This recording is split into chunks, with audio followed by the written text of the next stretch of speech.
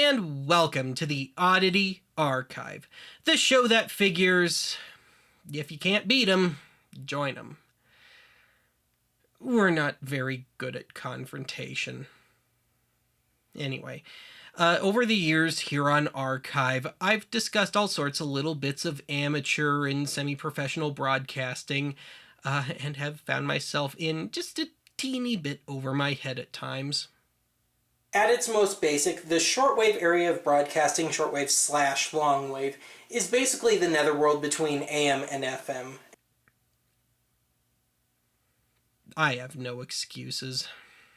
Anyway, in the last year or so, I've found myself coming head to head a few times, both in archive land and out there in that nasty old real world, with some rather overzealous ham radio geeks, albeit out there in the real world, totally unrelated to archive. But either way, you'd think between the two that it would have just completely turned me off to the very notion of ham radio. And admittedly, it did a little bit, but apparently not enough to keep me from going and looking into it and hopefully maybe teaching myself a few new tricks along the way. So, with all this in mind, I think I'm probably going to royally piss off that segment of the Archive's viewership that sees this show as nothing more than their own personal talking Wikipedia with today's show by completely dispensing with the history lessons and stuff and just giving a little personal assessment of a still ongoing journey of mine and of ham radio and all this. And I do this for three reasons.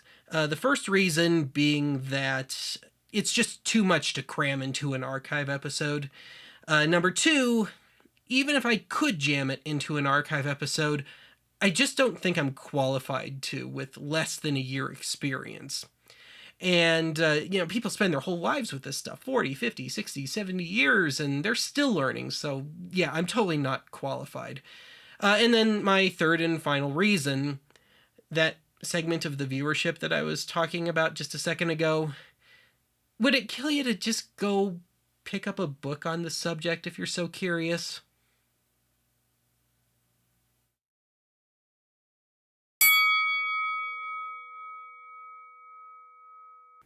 Let's see what we get.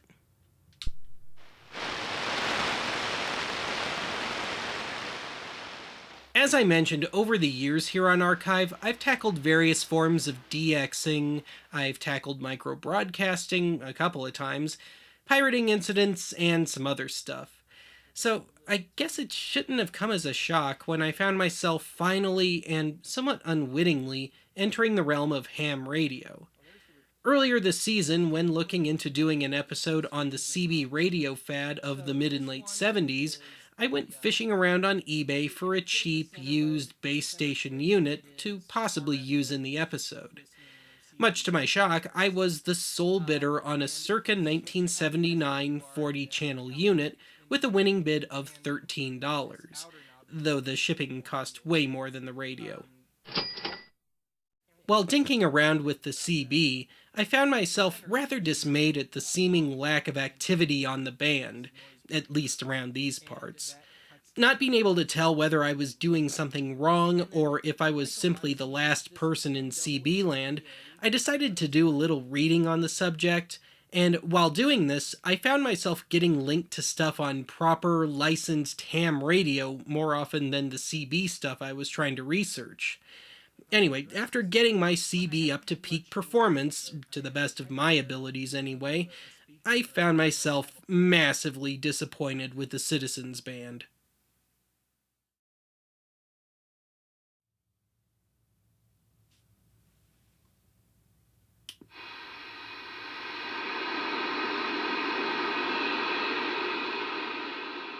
During the production on the CB Archive episode, I started reading a bit more about ham radio and subsequently stumbled onto an online practice test for the beginners, i.e. technicians, license. I came out just a few wrong answers shy of the 75% passing grade. Now a little determined, I went and bought a technician's study book, blazed through it, took a stab at the real test, and came out one wrong answer shy of a perfect score.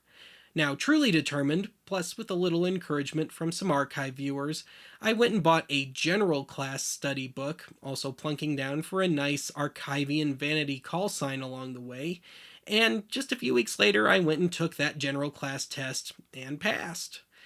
From there, I went and got a couple of study books for the biggie, the extra class license, and hit a wall. And have yet to break 60% on a practice test. And just life got in the way to boot. My story, as of my recording this, remains at this point.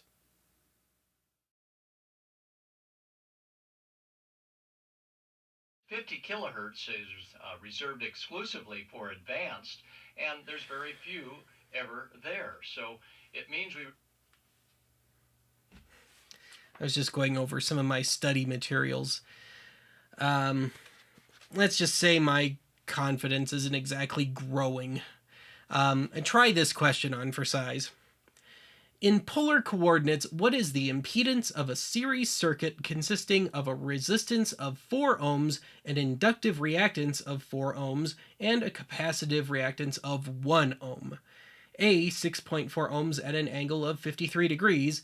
B. 5 ohms at an angle of 37 degrees. C. 5 ohms at an angle of 45 degrees. Or D. 10 ohms at an angle of negative 51 degrees. Yeah, and there's all sorts of lovely equations and stuff in here that, of course, being a product of the beautiful downtown Aurora public school system, home of the 56% graduation rate, this is just Greek to me. So, yeah. Unfortunately, I'm one of those people that really sucks at learning stuff by rote, but that's my cross to bear. Anyway, getting back on topic here, to do something like Oddity Archive, admittedly, you really have to be something of a neophyte, and you always have to be willing to try out a bunch of new stuff and put in the cost and try and learn it as quickly as possible and all. And so it shouldn't come as any shock whatsoever to find that this has been very much one of those sort of things.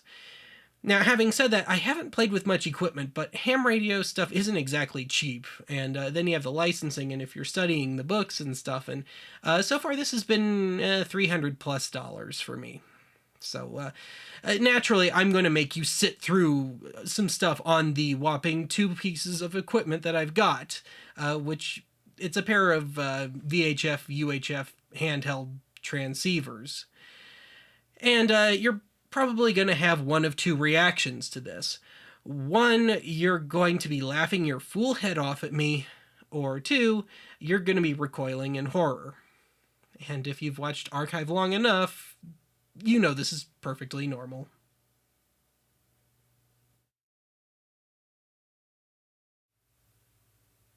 Before we begin, for the benefit of the uninitiated, let me just run down some basic terminology here that'll hopefully put things in perspective. Transceiver, which is a combination transmitter and receiver, read one of these. A repeater, which is a station that automatically retransmits signals. Simplex, which is communication that is received and transmitted on the same frequency. And duplex, which is communication that is received and transmitted on separate frequencies, like repeaters usually are. So anyway, let's get down to business here. Sometime not too long after passing the technician's exam, I went online and picked up this crap Chinese. You'd think I'd have learned my lesson with this stuff after the Part 15 episode. But this cheap Chinese Baofeng, or Baofeng, I've heard it both ways, or Bao Dung as I have since dubbed it, UV-82HP handheld transceiver, which ran for $65. And admittedly, it was about another 5 or 6 weeks before I even opened the box, because I wasn't just busy studying and reading and stuff, but I was still, like working and making archive and trying to pay the bills and all that good stuff. So no matter how you slice it, the 30-day return policy on this thing was long gone by the time I opened it. And yeah, let me just tell you my experiences with this thing. It is a partial dud. And you have the option of using what's known as Chirp, which is a programming software, or Baofeng's proprietary software, both used to program repeaters and their offsets and stuff into this thing. And both of which caused me to lose control over this radio's two modes, which are VFO mode, which is where you can manually punch in and scan frequencies. And then there's channel mode, in which I can only work on pre programmed frequencies. And there's also an FM radio on here, which is just for listening. You cannot transmit in that mode. And that doesn't work when using the software either. And let's see. When I would try to manually program stuff into this thing, which is a royal pain in the butt, I would still lose control over VFO and channel modes anyway. And I also found out the hard way why good legitimate companies won't make handhelds that put out over 5 watts when transmitting. This one goes up to 8 for what it's worth. It's because it gets hot and very quickly. And if you're not careful and if you accidentally touch one of the little metal bits in some parts of this thing, you can give yourself a nice little RF burn. Thankfully, I haven't, but this thing it'll be cooking in 10 seconds. But yeah, I got this aftermarket antenna for it, and I can at least give the antenna a good review because it does help receive a lot more. So I'll give it that much, but it's not related to the radio. The stock thing is a piece of crap. And yeah, so basically, this is just a really expensive FM radio flashlight for me. Yeah, it's got a flashlight in it.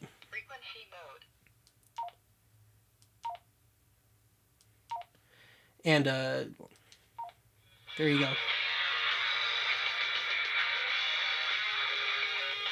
No, you did not just hear the James Gang. Since I've got the box out and stuff, let's take a quick look at some of the parts that it came with, some of the junk. And we have the world's cheapest charging station, which I have had just a hell of a time getting this thing to land properly and hit the two little metal prongs just right. I can like jam it in here and then it gets stuck, or yeah, it's been nothing but a problem. And when it is plugged in and you get the little light telling you whether it's charging or not, you have to hit the sucker just right. But let's see, another cheap thin wire wall wart, but I'll give it this much, at least it has the little holes in the prongs for this. I had to buy this separately. This is the programming cable made by Baofeng, which was crap and works with their crappy software to make your radio not work. Even worse than it doesn't work already. And then some earbuds and crap that I just never opened. And the user manual is at least partially in English in a couple places, just like a certain infamous FM transmitter that we have discussed here on Archive. So let's take a cut here and we'll take a look at my good radio.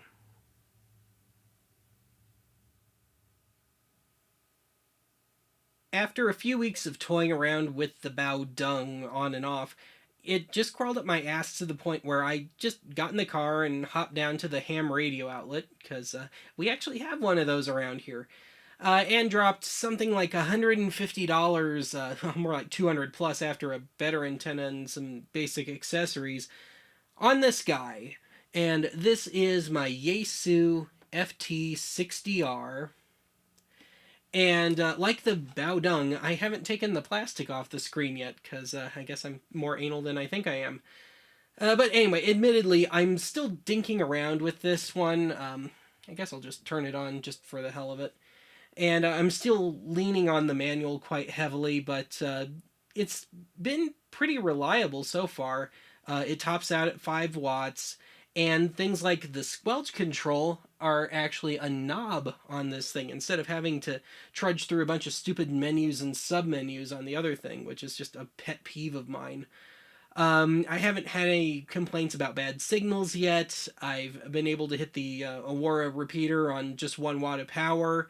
My big complaint about this is, weirdly enough, I kind of miss the FM radio and the flashlight that the other radio has because I guess I just like having that instant access to my oldies stations, and I apparently like shiny stuff too.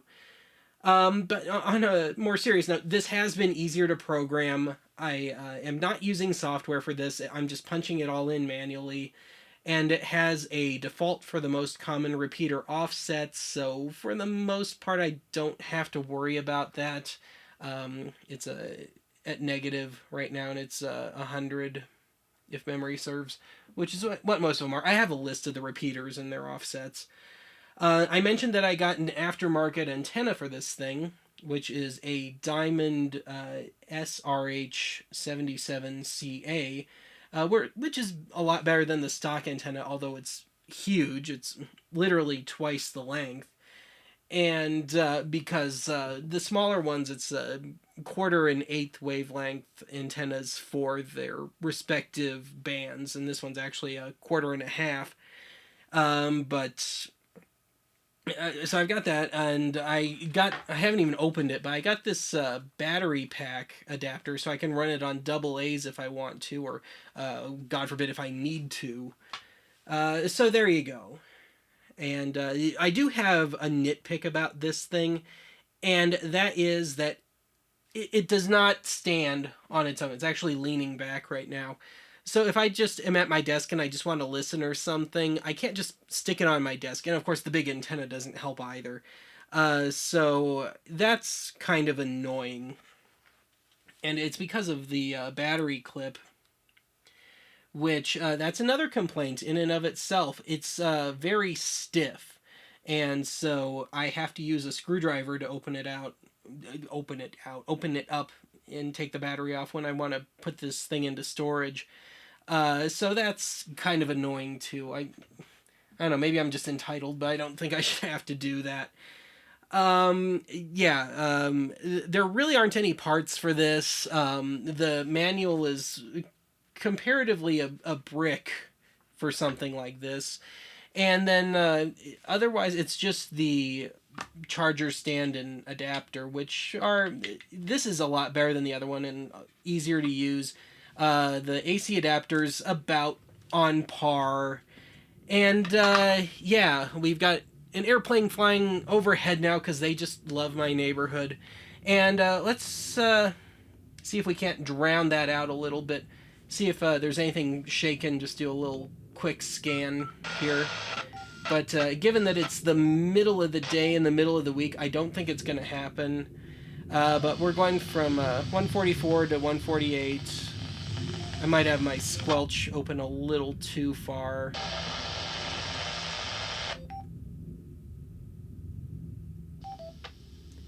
Well, there's the repeater. And something's shaking there.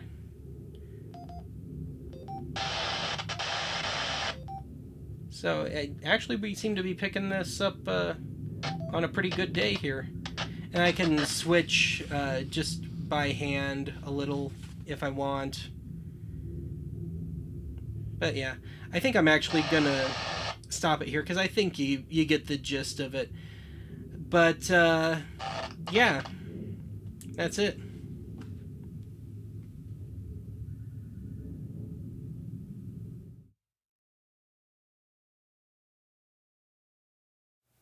To be honest, only time will tell if I ever do make it to extra class, given that, at least at this point in my life, it would be little more than an academic pursuit, because I really, at least in the short term, have no intentions of trying to build an antenna or trying to do any sort of like packet communications and all that sort of stuff.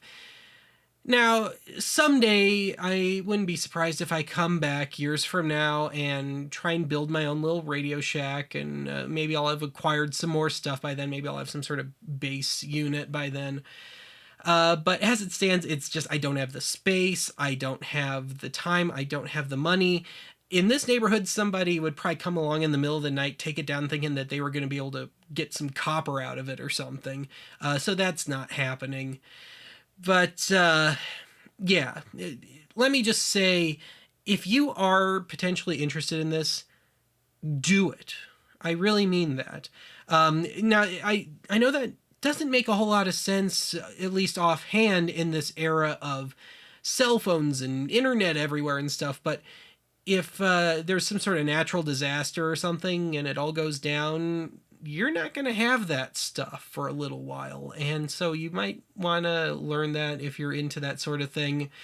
And certainly, if nothing else, you can learn about electronics this way. I learned to read a schematic by doing this, by studying this stuff. That was something I, believe it or not, in all my years of screwing around with AV stuff, I have never been able to do. So I absolutely cannot knock this hobby. If you are interested, look into it. There's plenty of stuff online. Go to your local library, buy the books if you're so inclined. Just if you're interested, do it. And that is it for today's archive. 37s, or is it 73s? From Kilo to Lima Alpha Kilo, K2LAK. You are home.